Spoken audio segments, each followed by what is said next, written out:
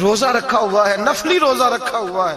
کہتے میں اور پریشان ہوا، میں نے فوری طور پہ سوال کیا کہ اب تو کدھر جائے گا؟ تو کہنے لگا اب میں کہیں نہیں جاؤں گا، میرے ایک دن کا خرچہ میرے ماں باپ نے جو ڈیوٹی لگائی ہے وہ 3 دینار ہے، پورا ہو گیا ہے.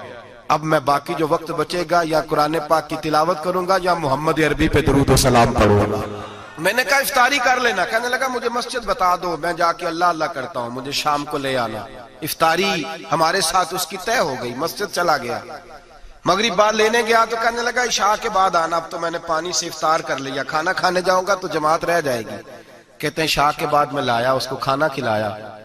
رات گہری ہو گئی تو میں نے کہا تو سو نہیں جاتا؟ کہنے لگا کوئی عرض نہیں، کبھی دور مزدوری کرنے نکل جاؤں تو رہ بھی جاتا ہوں، گھر والوں کو پتا ہے. کہتے میں نے مسافر خانہ کھولا، یوں سمجھیے ڈرائنگ روم، بیٹھک میں نے کھولی، اس کو سلا دیا. میں اور میری بیوی اپنی معذور بیٹی کو روٹی دینے گئے اور ہم نے جا کے اس کو کھانا کھلایا جو ٹانگوں سے معذور تھی، اور ساتھ کہا کہ بیٹی آج بڑا پرہیزگار جوان ہمارا مہمان ہے. آج چڑھتی جوانی اور تقوی کی روشنی اس کے چہرے سے چمکتی ہے. کیا بات ہے، بڑے ہی اچھے گھرانے کا تربیت یافتہ ہے. کہتے ہیں بچی کو کھانا کھلا کے لوٹے، اپنے کمرے میں سو گئے، بیٹی اپنے کمرے میں لیٹ گئی. ترس گئے تھے کہ بیٹی قدموں پہ چلے. تہجد کا وقت ہوا تو دروازے پہ دستک ہوئی. بڑی بے چینی کے ساتھ اٹھے میاں بیوی، کون ہے؟ بیٹی کی آواز آئی ابا جی دروازہ جلدی کھولیں. کہتے ہیں کلیجے پھٹنے لگے، ذہن بکھرنے لگے. سوچے ہیں کہ وہ 2-1 منٹ ہمارے اوپر پہاڑ بننے لگے. دروازہ کھولا تو وہ بیٹی جس کے لیے ترس گئے تھے کبھی چلے گی، وہ اپنی ٹانگوں پہ کھڑی ہے. کبھی دوڑ کے ادھر جاتی، کبھی دوڑ کے ادھر آتی. بیٹیاں پریشانی کا فون کر دیں تو پھر بھی آنسو نکل آتے ہیں، اور بیٹی گھر میں خوشی آ جائے تو پھر بھی ماں باپ رو کے ہی شکر ادا کرتے ہیں. ان کے لیے روتے ہی رہتے ہیں. کہتے میں تڑپ گیا. بیوی بھی رونے لگی، بیٹے یہ کیا ہوا؟ ہم تو مایوس ہونے لگے تھے معاذ اللہ کہ اب تو ٹھیک نہیں ہوگی، کیا ہوا؟ کہنے لگے ابا جی اماں جی آپ نے بتایا نا نیک جوان آیا ہے، نیک آیا ہے. تو میں آپ چلے گئے تو میرے دل میں خیال آیا اے اللہ اگر وہ واقعی نیک ہے تو اس کے صدقے مجھے شفائی عطا فرما دے. یا ایھا الذین آمنوا اتقوا اللہ وابتغوا الیہ الوسیلہ، اے اللہ صحت ہی دے دے. کہتے ابھی میری دعا بھی پوری نہیں ہوئی کہ میرا وجود حرکت کرنے لگا، اور یہ دیکھو میں اٹھ کے کھڑا ہو گئی ہوں. کہتے ہیں ہم لوگوں نے یہ دیکھا تو بھاگے اس کے کمرے کی جانب. جب دروازے پہ ہاتھ رکھا تو دروازہ کھل گیا. آگے گئے تو پلنگ خالی تھا، ایک رکا چھوڑ گیا ہے. کہنے لگا مجھے پتا ہے میری حقیقت کھل گئی ہے، میں تو اللہ کا بندہ ہوں. اگر تمہیں مجھ سے ذرا بھی پیار ہو گیا ہے تو پھر میرے پیچھے نہ بھاگنا، اللہ کی بارگاہ میں جھک جانا، پھر گناہوں سے توبہ کر لینا. کہا وہ تربیت یافتہ جوان آیا ہے اور مجھے بدل گیا ہے. میرے بھائی ماں باپ کی ذمہ داری اولاد کو نکھارنا ہے، ان کو سنوارنا ہے. روزی روٹی کی ذمہ تو اللہ تبارک و تعالی نے لیا ہوا ہے. جو ڈیوٹی اللہ کی تھی وہ معاذ اللہ ہم نے اپنے ذمہ لے لی ہے. اولاد کو رزق حلال کی تربیت کریں، انہیں حکم دیں کہ وہ ہاتھ نہ پھیلائیں، انہیں کہیں کہ وہ محنت کر کے کھائیں، لیکن اصل تو ان کا اخلاق سنوارنا ہے. بچے ہمارے ان کی پوزیشن اتنی خراب ہو جاتی ہے، ہم لاڈ پیار میں اتنا ضدی کر لیتے ہیں. جب جس بچے کا ماں باپ کے ساتھ گزارا نہیں، بتلائیے وہ بیوی کے ساتھ گزارا کرے گا؟ جس کا ماں باپ کے ساتھ وقت نہیں گزرتا وہ بہن بھائیوں کے ساتھ گزارے گا؟ جس کا ماں باپ کے ساتھ وقت نہیں گزرتا وہ کولیگز کے ساتھ وقت گزارے گا؟ کس طرح وہ اپنے آپ کو، میرے نبی کریم سید عالم صلی اللہ علیہ وسلم نے ڈیوٹی لگائی کہ ماں باپ اپنے بچے کی تربیت کریں، انہیں اللہ سے جوڑیں. تکلیف میں وقت گزارا جناب اسماعیل نے. ایک روایت ایسی بھی ملتی ہے کہ 13 سال حضرت ابراہیم پلٹ کے گئے نہیں بیٹے کا پتہ لینے، لیکن جب بھی بیٹے نے ماں سے باپ کے بارے میں پوچھا کہ میرے والد کیوں نہیں آتے تو ماں نے ایک ہی لفظ کہا، بیٹے جناب ابراہیم اللہ کے نبی ہے اور اللہ کے حکم سے ہمیں چھوڑ گئے ہیں.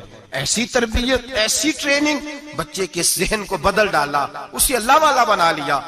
اور ہمارے مفسرین نے بحث کی ہے کہ جناب اسماعیل جو اللہ کی راہ میں قربان ہونے کو تیار ہو گئے، ان کے سینے میں جو رب کریم کا اتنا پیار موجزن ہوا کہ وہ گردن کٹانے پہ تیار ہو گئے.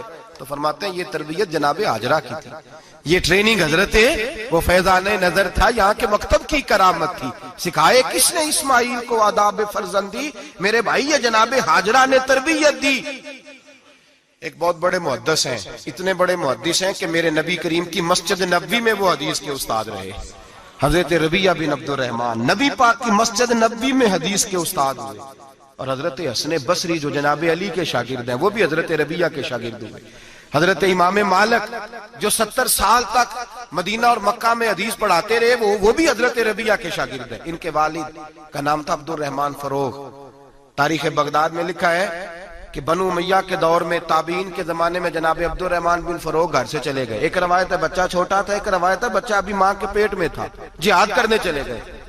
اس دور میں یہ جہاد ہوتا تھا کہ ایک علاقہ فتح کیا تو مسلمان اگلے علاقے میں چلے گئے, اگلا فتح کیا تو اگلے علاقے, ایک کے بعد دوسرے لوگ پلٹ کے نہیں آتے تھے.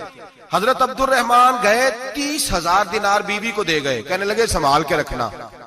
اور جہاد کرنے نکلے تو 27 سال تک گھر نہیں آئے, اور 27 سال کے بعد آئے تو حضرت ربیہ محدث بن چکے ہیں, مسجد نبی میں حدیث کے استاد ہیں, بیٹا بہت بڑا شیخ بن گیا. واپس آئے, ہاتھ میں نیزہ ہے, کالی داڑھی تھی ساری سفید ہو گئی, وجود بڑا تگڑا تھا, کمزوری آ گئی. آئے, نیزہ پکڑا ہوا ہے, گھوڑے پہ بیٹھے ہیں, مدینہ منورہ میں گھر ہے, دروازے پہ دستک دی. حضرت ربیہ نے دروازہ کھولا, اندر داخل ہونے لگے تو کہنے لگے بابا تو کدھر گھستا آ رہا ہے؟ کدھر؟ اس نے کہا تو پیچھے ہٹ, تو میرے مکان پہ کب سے قبضہ کر کے بیٹھا ہے. بات تیز ہونے لگی, آواز تھوڑی بزرگوں کی بلند ہونے لگی تو اندر سے زوجہ نے سن لیا. وہ دروازے کی اوٹ سے دیکھنے لگی تو پہچان گئی, کہنے لگی ربیہ پیچھے ہٹ جا, یہ کوئی غیر نہیں ہے, تیرے والد گرامی ہے, یہ تیرے والد ہیں. اندر آئے, باپ بیٹا ملے, عصر کی نماز کا وقت ہو گیا, بڑا روئے. 27 سال کے بعد باپ لوٹا, 27 سال کے بعد بڑے روئے. نماز کا وقت ہوا تو حضرت ربیہ جلدی سے وضو کیا, مسجد نبوی شریف چلے گئے. جناب عبد الرحمن فروغ نے بھی کھانا وانا کھانا تھا, کھانا کھانے بیٹھے تو حکم دیکھے شوہر کیا کرتا ہے. یہ نہیں پوچھا کہ 27 سال حال کیا رہا, پوچھنے لگے میں تجھے 30,000 دینار دے گیا تھا, وہ کدھر ہے؟ تو زوجہ کہنے لگی کھانا کھا لو, عصر کی نماز پڑھ کے آؤ, پھر بتاتی ہوں پیسے کہاں ہیں, آپ کی رقم بڑی اچھی جگہ پہ محفوظ ہے. کہتے ہیں میں نماز پڑھنے مسجد گیا, عصر کی نماز کے بعد میرے نبی پاک کے منبر پر ایک نوجوان بیٹھا ہے. گھر میں تو ان کا انداز ٹوپی پہننے کا تھا نا, سادے عام لباس میں, مسجد نبی میں جبہ پہنا ہے, سر پہ امامہ ہے, خوبصورت لب و لہجے میں رسول اللہ کے منبر پر بیٹھ کر, نبی پاک کے منبر پر بیٹھ کر. پتہ نہیں آپ کو اس بات کی لذت نصیب ہو رہی ہے کہ نہیں, عام جگہ نہیں, نبی پاک کے حضور کے منبر پر بیٹھ کر نبی پاک کی حدیثیں سنا رہے ہیں. اتنا بڑا مقدر. کہتے حضرت امام مالک جیسے لوگ, خواجہ حسن بصری جیسے لوگ کاغذ قلم لے کے حدیثوں کی سماعت کر رہے ہیں, ان سے درس لے رہے ہیں. جناب عبد الرحمن کہتے ہیں میری نظر اٹھی, کچھ بوڑھا ہو گیا تھا, کچھ اس وقت وہ ٹوپی میں سادے لباس میں تھے, پہچان نہ پایا. ایک شخص سے پوچھا یار ہے تو جوان پر اس کے چہرے کی نورانیت میرے دل کو بھا گئی ہے تو جوان پر اس کا حدیثیں بیان کرنے کا انداز میری طبیعت کو گھائل کر گیا. یہ کون ہے جو نبی پاک کی مسجد میں بیٹھ کے حدیثیں بیان کر رہا ہے؟ تو کہتے امام مالک کہنے لگے بابا جی چپ کر جاؤ, ہمارے استاد کے بارے میں اونچے لب و لہجے میں بات نہ کرنا, دیکھتے نہیں کتنے کتنے لوگ بیٹھے ہوئے خاموشی سے. تو میں نے کہا مجھے بھی تو بتا دو نا ہے کون. تو کہنے لگے کوئی عبد الرحمن فروغ نام کے بزرگ ہیں, یہ ان کے بیٹے ہیں, ربیہ نام ہے. کہتے ہیں جب لفظ کہے تو میرے یہاں سو چھلک کے باہر آئے اور میں حضور کی مسجد میں گر گیا اور رونے لگا کہ یہاں اور میرے رسول پاک سید عالم صلی اللہ علیہ وسلم کے منبر پر اور میرا بیٹا. کہتے ہیں میں تڑپ کے گھر گیا اور گھر جا کے میں نے اپنی بیوی کو جب دیکھا تو میرے آنسو نکل گئے. میری بیوی سمجھ گئی کہ یہ میرے محدث بیٹے کو دیکھ آیا ہے. کہتے ہیں بیوی رو کے کہنے لگی میں نے آپ کے 30,000 دینار آپ کے بیٹے کو مصطفیٰ کریم کی حدیث کا استاد بنانے میں خرچ کر دیے. میں نے وہ 30,000 دینار خرچ کر دیے, 30,000 دینار آپ کا بیٹا میں نے. تو کہتے ہیں میں اپنی بیوی کی طرف دیکھنے لگا, میں نے کہا قربان جاؤں, میں اگر اللہ کے دین کے رستے میں تھا تو نے میرے ساتھ نیکی کی ہے, میرا بیٹا بھی دین کے رستے پہ لگا دیا. میرے بھائی اللہ سے جوڑا, اللہ سے جوڑا. ان لوگوں نے اپنی اولادوں کو رب کریم والا بنایا, ان لوگوں نے اپنی اولادوں کو. اور پھر جب ارشاد فرمایا کہ چھوٹی چھوٹی برائی, ایک لقمہ حرام سے بھی وہ لوگ بچے. اور پھر جو آیت نمبر 18 نے کہا کہ وَلَا تُصَغِّرْ خَدَّكَ لِلنَّاسِ, بیٹے منہ پھیر پھیر کے نہ جا, پھیر پھیر کے نہ جا. اگر آپ ناراض نہ ہوں تو ہم تربیت دیتے ہیں, کہتے ہیں اس بچے کے ساتھ نہ پھرا کر, یہ غریب ہے, اس کے ساتھ نہ پھرا کر. وَلَا تَمْشِ فِي الْأَرْضِ مَرَحًا, حضرت لقمان بیٹے سے کہتے ہیں منہ پھیر پھیر کے لوگوں سے بات نہ کر اور اکڑ اکڑ کے نہ چل. إِنَّ اللَّهَ لَا يُحِبُّ كُلَّ مُخْتَالٍ فَخُورٍ, اللہ کو وہ پسند ہی نہیں جو اکڑ اکڑ کے چلے اور اترائے. ابھی بھی رواج ہے کہتے ہیں دوستی لگانا تو اپنے برابر کے دوستوں سے، ایسے نہ وہ ہمارا سٹیٹس ہی نہیں، ابھی بھی وہ فرق جو تو سید بھی ہو، مرزا بھی ہو، افغان بھی ہو، تم سبھی کچھ ہو، بتاؤ کہ مسلمان بھی ہو۔ عاجزی کا درس دیا اپنی اولاد کو، عاجزی کا، ان کو ادب سکھایا، ان کو انکساری سکھائی، لوگوں کے اندر مل بیٹھنے کا درس دیا۔ جو آدمی انکساری والا ہوتا ہے، عاجزی والا ہوتا ہے، یوں سمجھو اسے شہد لگا ہوا ہے، دنیا خود اس کے پیچھے بھاگ بھاگ کے آتی ہے۔ جو سب کے ساتھ اس نے سلوک کرنے کا عادی ہوتا ہے، لوگ اس کے گرویدہ ہو جاتے ہیں۔ لیکن جس آدمی کو آپ اکڑنا سکھا دیں، جس بچے کو آپ کہیں بس تو ہے اور کوئی بھی نہیں، اس کی اپنی زندگی بھی اس کے لیے پریشانی والی ہو جاتی ہے۔ میرے نبی رحمت سید عالم صلی اللہ تعالی علیہ وآلہ وسلم نے ارشاد فرمایا، کسی باپ نے اپنے بیٹے کو جو سب سے اچھا تحفہ دیا ہے وہ یہ ہے کہ اس نے اپنے بچے کو اچھا ادب سکھا دیا ہے، اپنے بچے کو اچھا۔ حضرت لقمان کہتے ہیں بیٹے منہ پھیر پھیر کے باتیں نہ کرنا، زمین پہ اکڑ اکڑ کے نہ چلنا، اللہ کو اکڑنے والے لوگ پسند۔ ہارون رشید نے امام نسائی کی ڈیوٹی لگائی کہ میرے بیٹے کو حدیث پڑھائیں گارا آ کے، تو امام نسائی کہنے لگے یہ نبی پاک کا دین ہے، یہ میں اس کو رسوا نہیں کر سکتا، جس نے پڑھنا ہے میرے پاس آ کے پڑھے، اور جہاں سب بچے بیٹھتے ہیں وہیں پڑھے۔ ہارون رشید کہنے لگا حضور آپ کیا سمجھتے ہیں، میں نے بھی تو آپ کو آزمانے کے لیے یہ جملہ کہا تھا، یہ وہیں آ کے پڑھے گا جہاں سارے غریبوں کے بچے پڑھتے ہیں۔ اب تو روز استاد کٹہرے میں کھڑا ہوتا ہے، اسکول کے استاد کا تو مجھے نہیں پتا، پہلے مدرسے کا استاد تو روز بیچارہ ہاتھ باندھ کے چودھری صاحب نے کہنے سے میرے منڈے نو مارے تو 8,000 کا مولوی ہے، اور میرا بیٹا تو 8,000 کے روز گول گپے کھا جاتا ہے، میرے بیٹے کو تو نے مارا ہے، تجھے اپنی حیثیت کا پتہ ہے؟ روز استاد کٹہرے میں کھڑا ہوتا ہے۔ بچے فری میں، مفت میں، حافظ جی مفت میں حفظ کراتے ہیں، خدا جانے محترم کتنی مشکل سے ادارہ چلاتا ہے، اور بچے کے ماں باپ آ کہتے ہیں بلاؤ مولوی صاحب کو، اس کی طاقت کیسے ہوئی میرے بچے کو مارا ہے؟ وہ مولوی وہ جو کل دانے لینے آیا تھا وہ آج میرے بچے کو مارے گا؟ یہ رویہ ہے ہمارا۔ ہارون رشید بادشاہ نے اپنے بیٹے کو امام نسائی کے پاس پڑھنے بٹھایا۔ ایک دن حضرت کہاں لوگ کہتے بس بس بیٹا ٹھیک ہے، سیدھا سیدھا تو دین سیکھ کے آیا، ایسے کسی درویش کا مرید ہونا اور کسی عالم کی نوکری کرنا، اب تو بالکل ٹھیک ہے، پیر ایسا بھی رکھے نے، یہ کیا تیرا طریقہ ہے، تو تو پیچھے لگ گیا، یہ کس طرح کا تیرا رویہ ہے؟ ہارون رشید بادشاہ، ہارون رشید وقت کا مطلق العنان بادشاہ، امام نسائی ان کے بیٹے کے استاد ہیں، امام نسائی رحمت اللہ علیہ کے پاس بیٹا پڑھتا ہے۔ ہارون رشید گزر رہا تھا تو بیٹا وضو کرا رہا ہے، شہزادہ وضو کرا رہا ہے استاد جی کو، اور پیر دھلا رہا ہے۔ ہارون رشید گھوڑے سے گزرا تو اس نے دیکھا خانقاہ کے باہر، مدرسے کے باہر استاد جی وضو کر رہے ہیں اور بیٹا وضو کرا رہا ہے، سراہی پکڑی ہے، لوٹا پکڑا ہے، استاد جی پیر دھو رہے ہیں۔ ہارون رشید غصے سے اترا، ساتھ بہت سارے سپاہی تھے، انہوں نے کہا کہ یہ مولوی کو مارے گا، مولوی کو مارے گا کہ تو کس طرح میرے بیٹے سے یہ کام کاج کرا رہا ہے۔ کہتے نیچے اترے اور ہارون رشید نے جا کے نا زور سے ایک تھپڑ اپنے بیٹے کے چہرے پہ مارا۔ بیٹا کہنے لگا ابا جی میری غلطی کیا ہے؟ فرمانے لگے تجھے پتہ ہی نہیں تو کس شخص کے پاس پڑھتا ہے، تو پانی ڈال رہا ہے، تیرے استاد کو اپنے ہاتھوں سے اپنے پیر دھونے پڑ رہے ہیں، بے وقوف، ایک ہاتھ سے پانی ڈال اور دوسرے ہاتھ سے استاد کے پیر دھو، تجھے پتہ ہی نہیں کہ یہ شخص جب نبی پاک کی حدیثیں بیان کرتا ہے تو کئیوں کو مصطفیٰ کا دیدار نصیب ہو جاتا ہے۔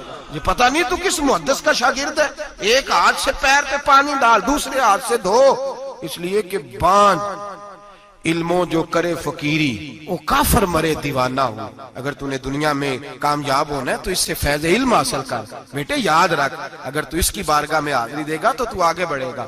حضرت عمر بن عبدالعزیز کتنا بڑا شخص ہے، ثانی عمر کہا گیا، ثانی عمر کہا گیا ان کو۔ حضرت عمر بن عبدالعزیز رحمت اللہ علیہ، حضرت صالح بن کسان ایک محدث تھے مدینے کے، ان کے شاگرد تھے۔ بچوں کو ہم آج ہی کہاں بچے ادب کرتے ہیں، ساتھ کہاں ادب کرتے؟ ایک اسٹوڈنٹ مجھے کہنے لگا جی ہم ادب کرتے تھے جب تک استاد ٹیوشن نہیں لیتے تھے، اب استاد بھی تو ٹیوشن لے کے پڑھاتے ہیں۔ اور میں نے کہا خدا کے بندے کیا دے سکتا ہے تو استاد کو؟ حضرت علی فرماتے ہیں جس نے ایک لفظ پڑھایا مجھے گلی میں کھڑا کر کے بیچ بھی سکتا ہے، تو نے قیمت کیا ڈالی ہے؟ استاد کچھ بھی کر لے، استاد نے تو استاد ہی رہنا ہے نا میرے بھائی، لیکن وہ لب و لہجہ ہمارا موجود ہے۔ مجھے ایک دفعہ میرے کالج کے لوگوں نے بلایا، کہنے لگے آپ یہاں بھی پڑھے ہوئے ہیں اور مدارس میں بھی، تو ذرا فرق بیان کریں کالج کا اور مدرسے کا، کچھ بیان کریں۔ میرے ٹیچرز بھی تھے بہت سارے، تو میں نے کہا معذرت کے ساتھ یہاں تو بڑا مشکل ہو جائے گا بات کرنا، لیکن ایک جملہ میں نے مدرسے اور کالج میں ایک فرق محسوس کیا ہے۔ ہمارا مدرسے کا طالب علم آج بھی ہمارے جوتے اٹھا کے آگے رکھتا ہے، وہ آج بھی استاد کی موٹر سائیکل کو ٹاکی مارتا ہے، آج بھی صاف کرتا ہے۔ ہمارا مدرسے کا طالب علم آج بھی استاد کو پشت نہیں کرتا، لیکن کالج کا طالب علم پوچھتا ہے اسلامی آتلا آیا ہے، انگریزی والا آیا ہے؟ میں نے کہا اس کے تو لب و لہجے میں ادب نہیں ہے۔ اس لیے میں نے دونوں جگہ وقت گزارا تو میں سمجھا ہوں بڑے حالات خراب ہیں مدرسوں میں بھی۔ اب وہ کیفیت نہیں رہی جو بزرگوں کی تھی، لیکن پھر بھی اگر ادب ہے تو مدارس میں ابھی بھی ہے، ابھی بھی خانقاہوں میں ادب ہے، یہاں ابھی بھی خیر کی توقع موجود۔ وہاں سے تو رخصت ہو گیا، وہاں تو معاملہ اور طرح کا ہو گیا الا ماشاءاللہ۔ حضرت عمر بن عبدالعزیز جناب صالح بن کیسان کے پاس پڑھتے تھے، اسٹوڈنٹ تھے، اور پھر بعد میں آپ ان کے مرید بھی ہوئے، باقاعدہ درس لیتے تھے طریقت کا۔ حضرت جناب صالح بن کیسان کے پاس تعلیم تھی، ان کے والد جناب عبدالعزیز اس وقت مصر میں بہت بڑے تاجر تھے، جناب عمر بن عبدالعزیز کے والد، تو ان کے پاس چھوڑ گئے، کہا میرے بیٹے کی صرف ان کو دین نہ پڑھانا، اس کی روحانی تربیت بھی کرنا۔ ایک دن استاد جی نے عصر کی نماز کا سلام پھیرا تو حضرت عمر بن عبدالعزیز کھڑے ہو گئے، ایک رکعت ان کی رہتی تھی پیچھے، تو آپ نے نماز کے بعد بلایا اور بڑے میٹھے لب و لہجے میں کہا عمر کیا بات ہے تیری ایک رکعت رہ گئی؟ تو کہنے لگے استاد جی میں کنگھی کر رہا تھا، شیشے کے آگے کھڑا تھا، تو آئینہ دیکھتے دیکھتے بال سوارتے سوارتے مجھے پتہ ہی نہیں چلا، جب آیا ہوں تو لیٹ ہو گیا۔ حضرت صالح بن کیسان رحمت اللہ علیہ نے ان کے والد کو مصر میں خط لکھا، فرمایا آپ کا بیٹا میری پوری فرما برداری نہیں کرتا، کل کو مجھے نہ کہنا تربیت صحیح نہیں ہوئی۔ آج فلاں تاریخ کو اس نے ایک رکعت پوری چھوڑ دی ہے جماعت کے ساتھ، اس لیے کہ وہ کنگھی کر رہا تھا بالوں کی، پوری رکعت چھوڑ دی ہے۔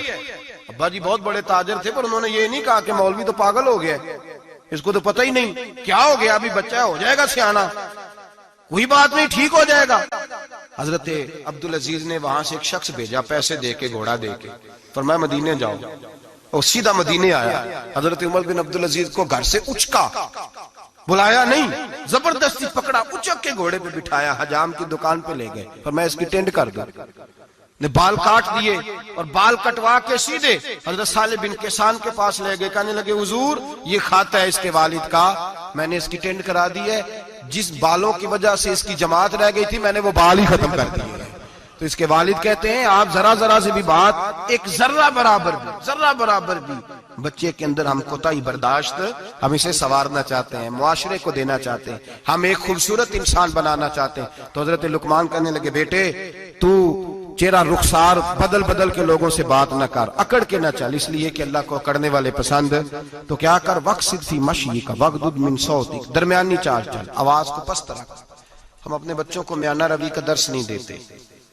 اگر کسی کے پاس بہت زیادہ پیسے ہیں تو وہ بس کہتا ہے میرا بیٹا، میں نے سارے لاڑ دیکھے ہیں، میں نے ہر خواہش پوری کی ہے، یہ تو کوئی عقل مندی کی بات نہیں۔ ضرور خواہشات پوری کریں، اگر ہیں تو کنجوسی کرنے سے منع کیا ہے نبی پاک صلی اللہ علیہ وسلم، لیکن بچے کو معتدل رکھیں، اسے دھوپ اور چھاؤں دونوں کا پتہ ہونا چاہیے۔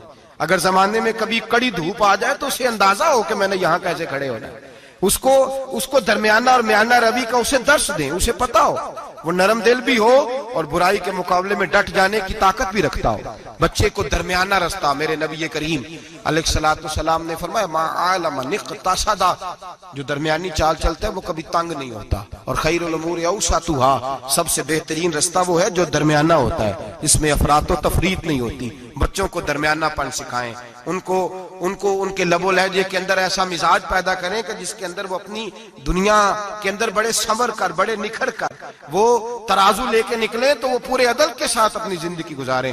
اور فرمایا وغضض من صوتک، آواز کو پست رکھ، چلا چلا کے نہ کبھی بچوں سے بات کریں اور نہ کبھی بچوں کی بات سنیں۔